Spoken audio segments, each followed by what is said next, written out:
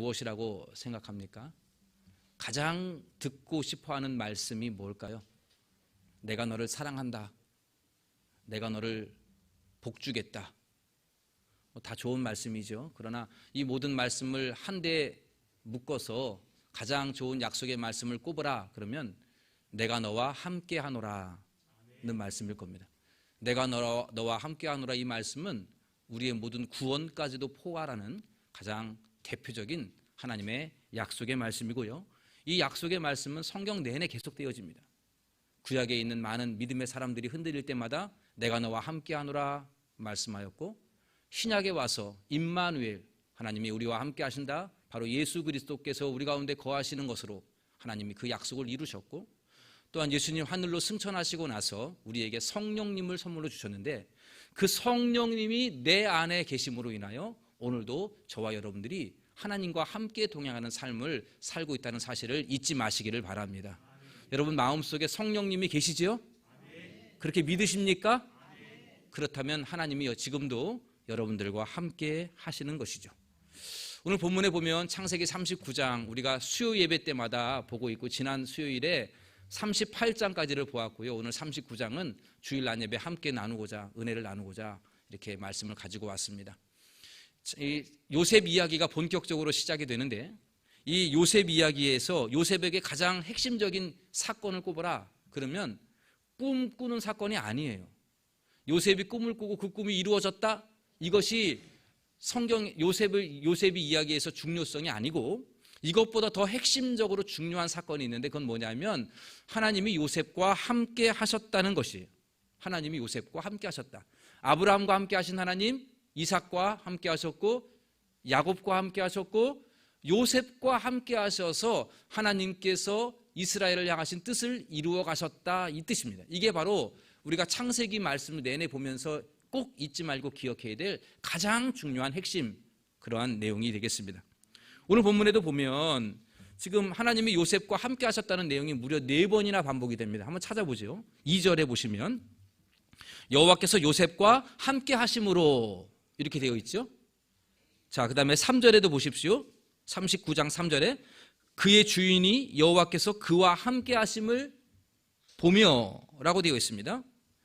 저기 내려가서 21절, 39장 21절에 가보시면 여호와께서 요셉과 함께 하시고 라고 되어 있죠.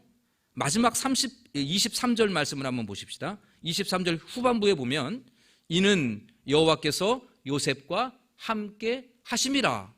여러분 4번이나 지금 하나님이 함께 하신다, 이러한 약속의 말씀이 있습니다.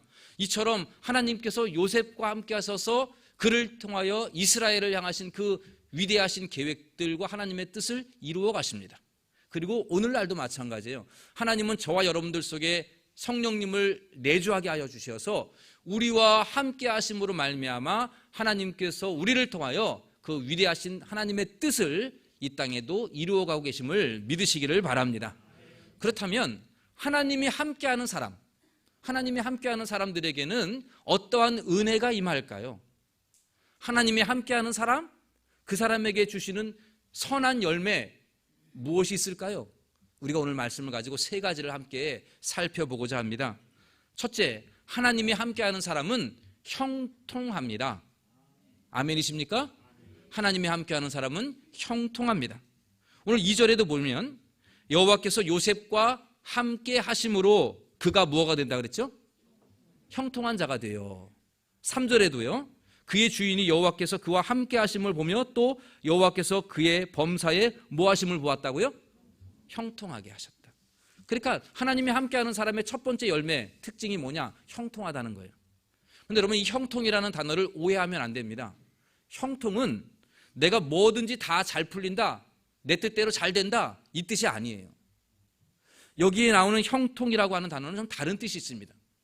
사실 요셉은 형통했는데 그의 내용을 보면 형통하다고 볼 수 없어요. 지금 그가 애굽의 노예로 팔려왔습니다. 은 20에 형들이 그를 팔아버렸어요. 돈 받고 팔았어요. 요즘으로 말하면 인신매매한 겁니다. 인신매매. 그렇죠? 인신매매 당했어요. 이게 형통한 겁니까? 그리고요, 좀 살 만큼 애굽에 살다 보니까 또 주인의 아내를 겁탈했다. 이런 누명을 씁니다. 요즘으로 말하면 뭡니까? 강간 미수. 강간 미수범으로 몰려서 감옥에 가요. 여러분이 인신매매를 당했어요. 형제들이 여러분을 팔았어요. 그리고 죽어라고 노예 생활하다가 강간 미수범 당했습니다. 이게 형통한 사람이에요? 그렇게 되길 바랍니까? 아니죠. 그러니까 요셉이 보면 형통하다? 좀 개념이 달라요. 그러면 하나님이 요셉을 형통하게 하셨다는 말의 의미가 무엇이냐라고 한다면, 하나님이 주시는 형통은 만사가 다 잘 풀리는 게 아니고 위기 속에서, 환난 속에서 헤어날 길을 주신다는 것입니다. 어려운 가운데에 하나님께서 도와주신다. 그것이 바로 형통이에요. 그러니까 늘 우리가 고통이 없고 환난이 없고 실패가 없고 승승장구하는 것, 이게 형통이 아니라 어려운 가운데에, 괴로움 중에, 환난 중에 하나님께서 피할 길을 예비하시고 도와주시고 선한 길로 이끌어 주시고, 이것이 바로 형통입니다. 여러분, 요셉이 그랬다는 거예요. 인신매매를 당했어요. 노예로 끌려갑니다. 사람 취급도 못 당하는 노예입니다. 그러나 하나님이 그 어려운 가운데서도, 그 절망 속에서도 그를 형통하게 하셔서 가정 총무가 되게 하셨지 않습니까? 강간 미수범으로 감옥에 갔습니다. 인생 끝난 거죠. 뭐 노예가 강간 미수범이에요. 이건 끝난 인생이죠. 그러나 하나님이 그를 거기서도 건져내 주셨습니다. 그게 바로 형통이라는 거예요. 여러분, 살면서 절망할 것이 하나도 없어요. 하나님께서 함께 하시는 사람은 형통하게 하시는 줄로 믿으시기를 바랍니다. 어려움 중에서도, 환난 중에서도 헤어날 길을 예비하시는 놀라운 형통의 은혜가 저와 여러분들에게 있기를 간절히 원합니다. 시편 23편 4절에도 보면 다윗이 뭐라고 고백하냐면 이렇게 고백을 해요. 내가 사망의 음침한 골짜기로 다닐지라도 해를 두려워하지 않을 것은, 그 다음에 뭡니까? 주께서 나와 함께 하심이라. 아멘. 예, 다윗이 나는 사망의 음침한 골짜기를 안 갑니다, 이게 아니고 사망의 음침한 골짜기를 가도 두렵지 않다는 겁니다. 왜요? 하나님이 나와 함께 하시니까. 오늘 이러한 놀라운 형통의 은혜가 저와 여러분들에게 충만하기를 간절히 원합니다. 두 번째, 하나님이 함께하는 사람, 이 사람에게 주는 두 번째 열매, 은혜, 그건 뭐냐면 다른 사람들에게 은혜를 입게 하십니다. 다른 사람들에게 은혜를 입게 하신다. 다시 말해서 다른 사람들에게 인정받고, 다른 사람들로부터 칭찬 듣고, 또 존경받고 사랑받고, 그러한 사람이 된다는 거예요. 오늘 본문에 보시면 4절을 다시 보십시오. 요셉이 그의 주인에게 뭐를 입었다 그랬죠? 은혜를 입어 섬김에 그가 가정 총무가 되었다. 그래서 그에게 다 맡겼다고 말합니다. 지금 요셉이 보디발의 집의 노예입니다. 그런데 하나님이 함께하니까 보디발이 그 노예를 특별히 사랑해줘요. 은혜를 입게 만듭니다.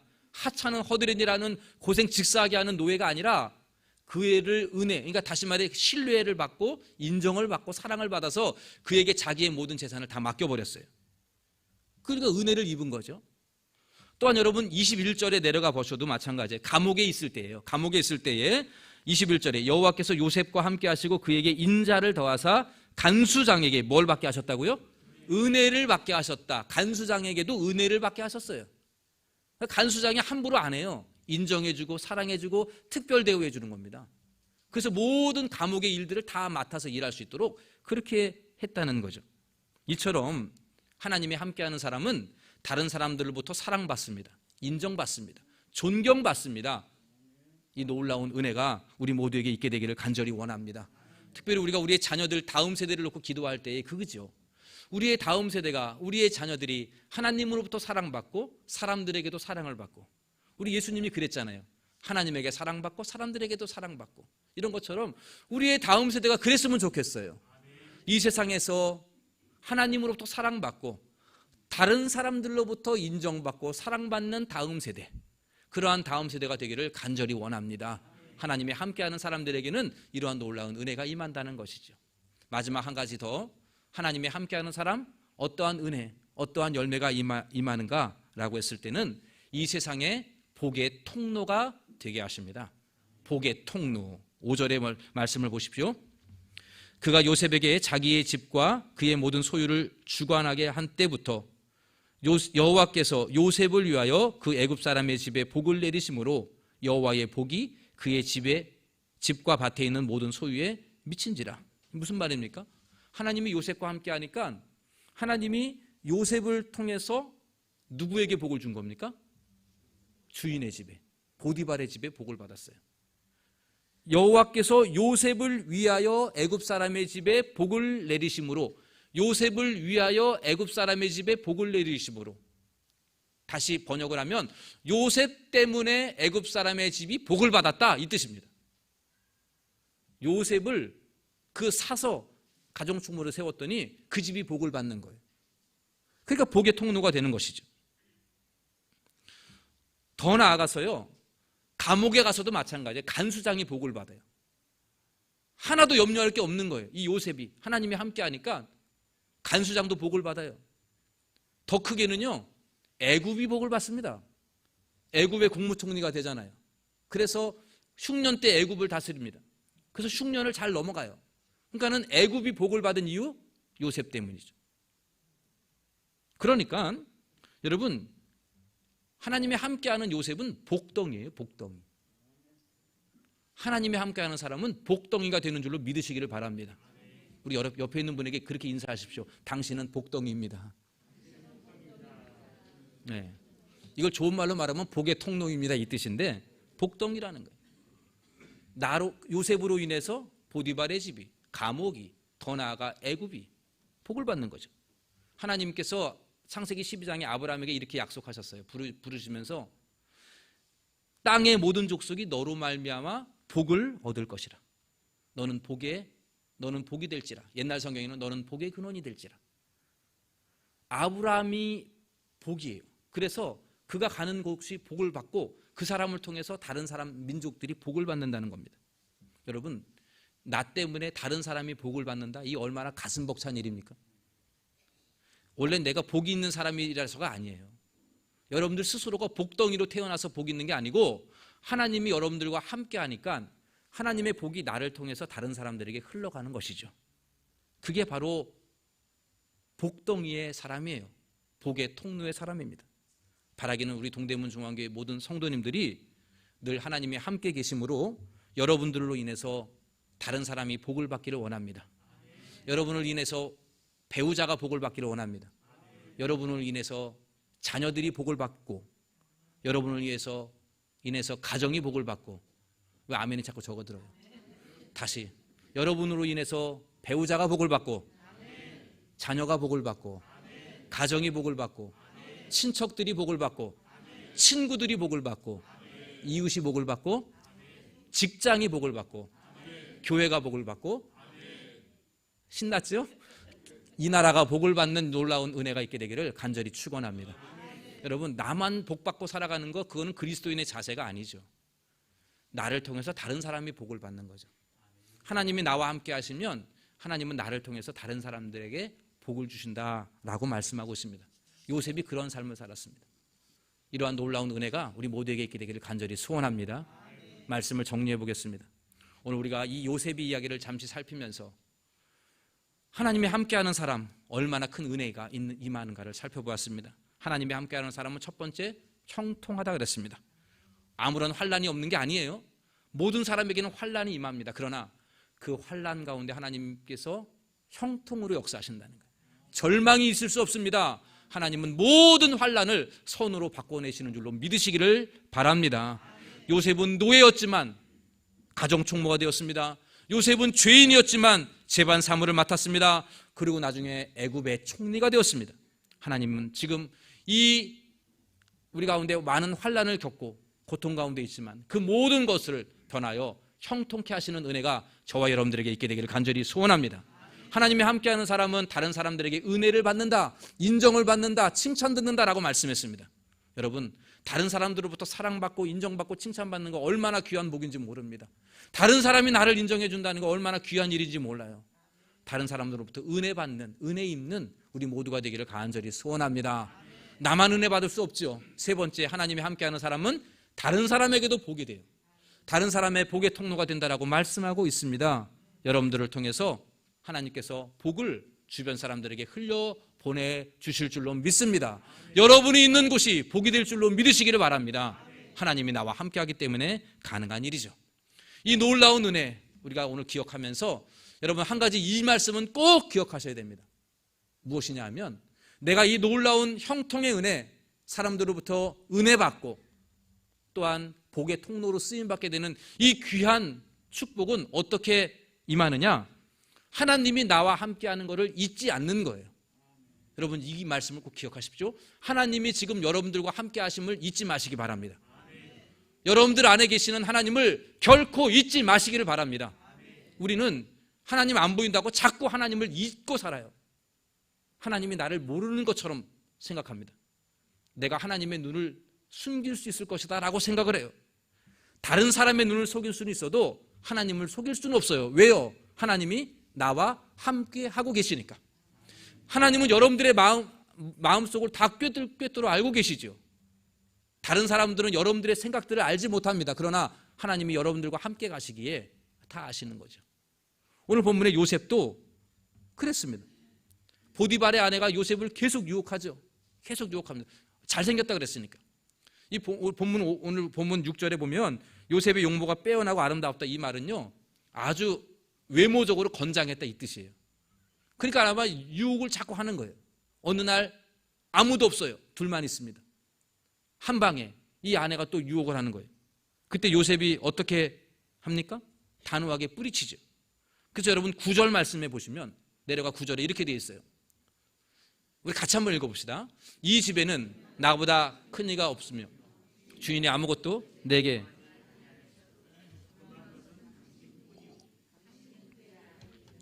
그런즉 내가 어찌 이 큰 악을 행하여 하나님께 죄를 지으리까. 그저 아무도 안 보는데 은밀하게 한번 들어주지 이게 아니고 요셉은 하나님이 나와 함께 한다는 걸 알았기 때문에 하나님 앞에 죄 짓는다라고 생각을 했습니다. 그래서 안 된다라고 단호하게 거부하는 것이죠. 사랑하는 성도 여러분, 이 믿음이 중요해요. 하나님이 나와 함께 한다는 것은 이제부터 내가 많은 복 받겠다, 형통하겠다, 나는 이제 사랑받고 인정받겠다 이런 것만 생각하는 게 아니라 하나님이 나와 함께 한다는 걸 잊지 않는 겁니다. 하나님이 내 마음속에 계시고 늘 나와 동행하고 계신다는 걸 잊지 않는 거예요. 그래서 은밀한 중에서 아무도 안 보는 가운데서 나 혼자 있을 때에도 하나님의 임재를 기억하며 살아가는 것입니다. 라틴어 중에 코람 데오라는 말이 있죠. 코람 데오. 데오는 하나님이고 코람은 그 앞에서 뜻이에요. 그러니까 하나님 앞에서 하나님 면전 의식 이 뜻입니다. 늘 우리가 이 코람 데오의 정신으로 살아가는 것, 그게 하나님이 함께하는 사람들의 특징이에요. 요셉이 그렇게 살았습니다. 우리 모두가 은밀한 곳에서도 우리 하나님이 나와 함께 하신다 이거 잊지 마시고 그 하나님을 늘 잊지 말고 살아가는 저와 여러분들이 되시기를 간절히 소원합니다. 그리할 때에 여러분들의 삶에 형통이 임하는 거예요. 그리할 때에 다른 사람들로부터 은혜를 입게 되는 것입니다. 그리할 때에 여러분들은 복의 통로가 되는 것입니다. 우리 모두가 하나님이 나와 함께 하시고 계심을 늘 잊지 말고 이 어려운 세상에서 담대하시고 또한 은밀한 중에서도 하나님 앞에 늘 떳떳하게 악을 행하지 아니하고 서며 우리 모두가 하나님 면전의식 가지고 살아감으로 말미암아 여러분들의 삶에 형통의 은혜와 하나님으로부터 사랑받고 이웃으로부터 사랑받고 또한 여러분들을 통하여 복의 통로가 되어서 여러분들 주변이 복을 받게 되는 놀라운 은혜가 우리 모두에게 있게 되기를 예수님의 이름으로 간절히 축원합니다. 기도하겠습니다. 사랑의 하나님 아버지 감사합니다. 성령 하나님 우리 안에 내주하여 계시고 우리와 함께하여 주심을 다시 한번 가슴 깊이 생각하게 하여 주심에 감사합니다. 주님 나와 함께 하심을 결코 잊지 아니하며 하나님이 나와 함께 하심으로 인하여 늘 담대하며 살아가는 저희들 되게 하여 주시옵소서. 때로는 우리의 악함으로 인하여 주님 얼굴을 피하려고 은밀한 가운데에 득죄할 때가 있는데 주여 용서하여 주시고 하나님 목전에 악을 결코 행하지 아니하는 순결한 요셉과 같은 삶을 사는 우리 동대문 중앙교회가 되게 하여 주시옵소서. 그리함으로 말미암아 어떠한 고난과 환난과 괴로움 중에서도 하나님께서 형통케 하여 주시는 은혜를 체험케 하여 주시옵고, 우리 모두가 이 세상에서 인정받고 존경받고 은혜 입는 삶 되게 하여 주옵시며, 다른 사람들에게도 복을 전달하는 복의 통로로 쓰임받게 하여 주시옵소서. 아버지, 우리의 다음 세대 자녀들을 위하여 기도합니다. 저들과 함께 하심을 느끼게 하여 주시어서 요셉처럼 형통케 하여 주옵시고, 사람들에게 사랑받게 하여 주시고 복의 통로로 쓰임받게 하여 주시옵소서. 이 모든 말씀 우리 주 예수님의 이름으로 기도하옵나이다. 아멘. 준비하신 예물 하나님 앞에 올리겠습니다.